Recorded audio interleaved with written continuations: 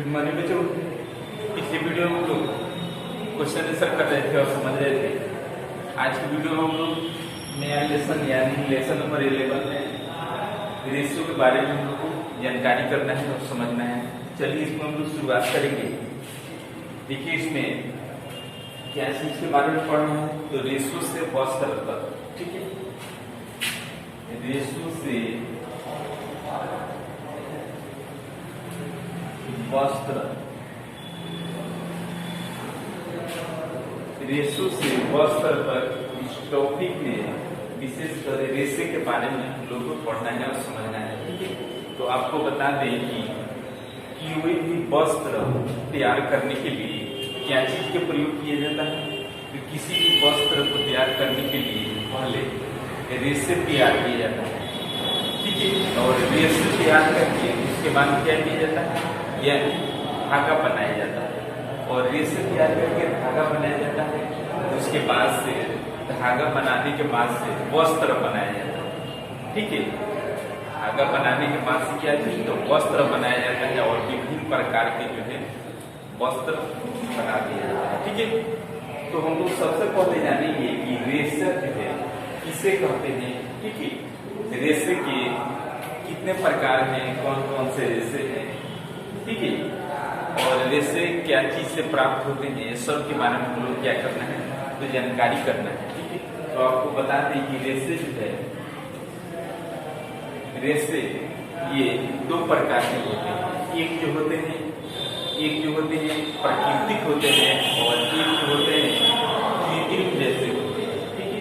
ये दो प्रकार के रेशे हो गए। तो जो है प्राकृतिक रेशे किसको बोलते हैं, तो जंतुओं और पादपों से प्राप्त होने वाले रेशे को क्या बोला जाता है, प्राकृतिक बोला जाता है, ठीक है।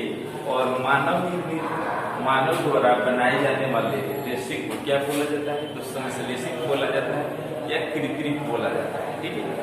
तो दो तरह के हो गए, ठीक है। लेकिन हम लोग को इसमें पढ़ना है केवल जो है किसके बारे में, केवल प्राकृतिक रेशे के बारे में पढ़ना है।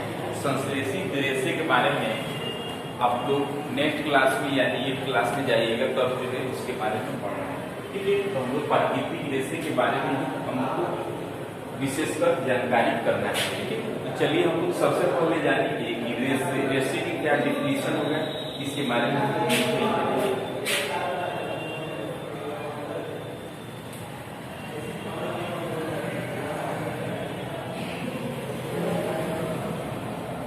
रेशे किसे कहते हैं, ठीक है। तो हम लोग लिखेंगे इसमें कि किसी प्राकृतिक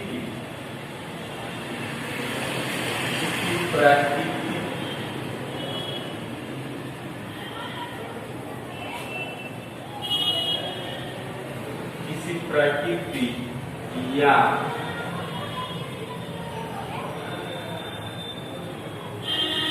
किसी प्राकृतिक या कृत्रिम पदार्थों से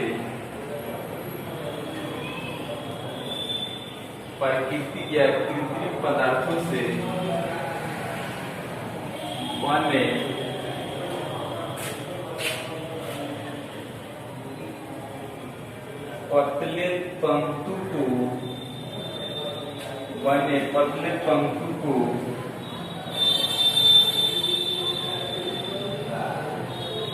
रेशा कहा जाता है, ठीक है। तो रेशे किसे कहा जाएगा, तो किसी प्राकृतिक या कृत्रिम पदार्थों से बने पतले तंतु को क्या बोला जाता है, तो रेशा बोला जाता है, ठीक है। ये बात याद रखिएगा कि ये रेशे को क्या बोला जाता है, तो तंतु भी बोला जाता है, ठीक है। तो आप लोग इस बात को याद रखिए, ठीक है। तो ये चीज हम लोग जान चुके हैं। उसके बाद इसमें हम लोग आगे जानना है कि जो है कि ये जो रेशे होते हैं प्राकृतिक रेशे कितने प्रकार के कौन कौन से होते हैं, इसमें क्या क्या चीज आएंगे, ठीक है। तो हम लोग इसमें लिखेंगे क्या चीज,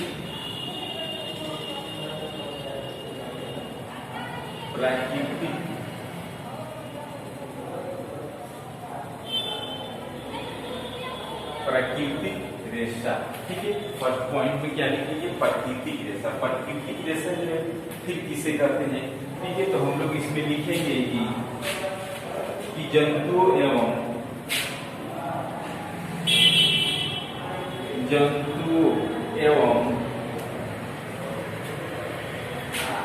पादपों की मतलब क्या होता है? पेड़ पौधे। जंतु एवं पादपों से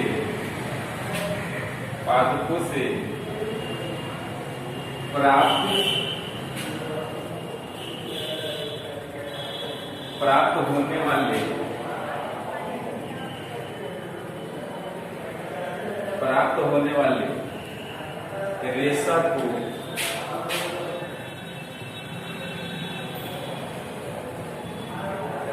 प्राकृतिक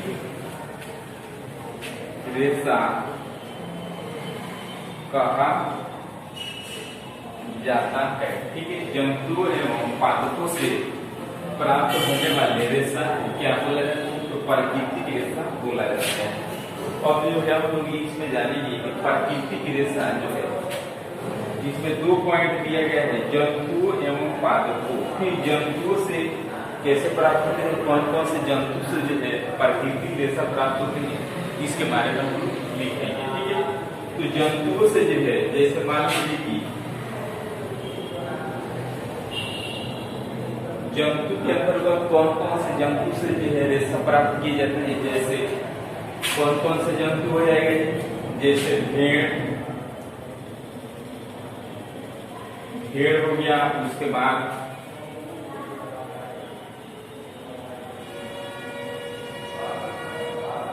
पहाड़ी बकरी, उसके बाद से ऊंट, उसके बाद से क्या हो जाएगा,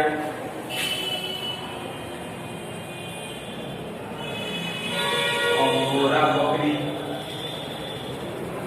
उसके बाद से हो जाएगा याक, इसके बाद से लामा,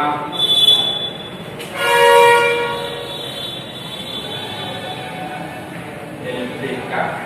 ठीक है, ये सब क्या है? ये सब जंतु के नाम है। ठीक है, ये सारे जंतु से क्या चीज प्राप्त की जाती है? तो प्राकृतिक जो है रेशा प्राप्त किए जाते हैं।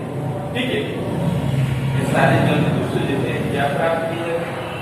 तो प्राकृतिक रेशा जो है प्राप्त किए जाते हैं।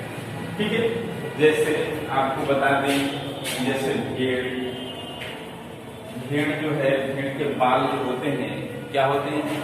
ये काफी घने होते हैं। इसको जो है क्या किया जाता है? पाला जाता है, और कुछ महीने बाद इसका बाल बड़ा बड़ा जब हो जाते हैं, इसके बाल को क्या किया जाता है? काट दिया जाता है, और काट करके उसको बड़े बड़े मशीन में उसको क्या किया जाता है? उसको धागा बनाया जाता है, और धागा बन जाता है, उसके बाद से उसका वस्त्र तैयार किया जाता है।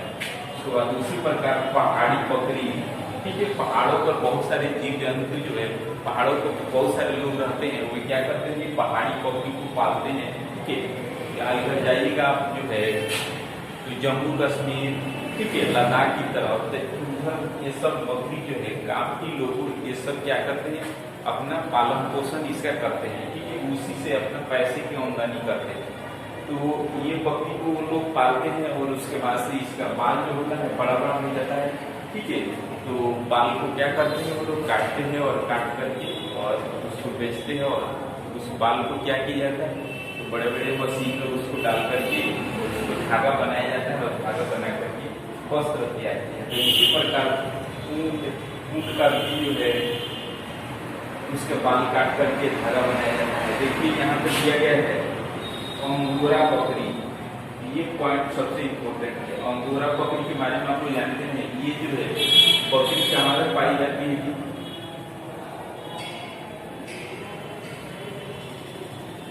जम्मू कश्मीर। अंगोरा बकरी जो है ये कहाँ पाई जाती है? जम्मू कश्मीर। इससे जो है और किस प्रकार का वस्त्र तैयार किया जाता है?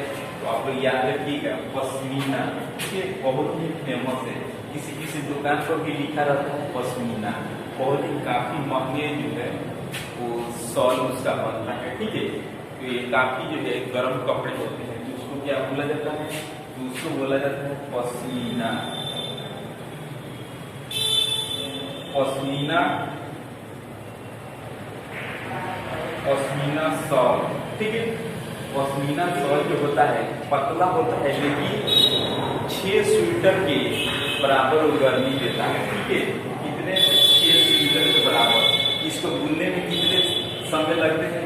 इसको बुनने में जो है